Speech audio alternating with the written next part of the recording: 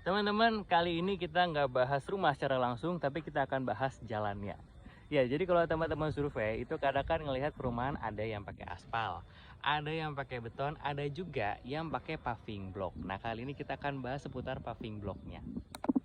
Nah, ini namanya paving block, teman-teman. Dia terbuat dari campuran beton juga, cuma bisa disusun secara manual. Si paving block ini memang terkenal jauh lebih elegan ya, karena kita ngeliatnya jauh lebih cakep. Dan kalau untuk resapan air dia lebih baik karena ada resapan ke bagian bawahnya.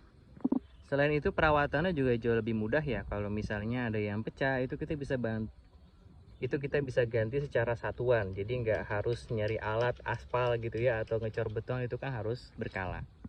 Walaupun teman-teman si paving block ini itu dia punya kelemahan. Dia ada masa untuk dia pada nantinya akan turun atau dia akan pecah retak pelan-pelan. Karena yang namanya dilewatin gitu ya, itu akan ada usia pakainya. Jadi jangan kaget kalau misalnya kita datang ke perumahan lama yang pakai paving block dan tidak dirawat, itu biasa jalan jadi ger. Nah, jadi kayak gitu. Dia nggak rata permukaannya. Jadi kalau kita ngomongin durability, memang pasti akan jauh lebih awet kita pakai beton. Kalau kita lewat jalan tol, nah itu biasanya yang warnanya putih nih jalannya, yang agak terang kalau siang hari itu namanya beton.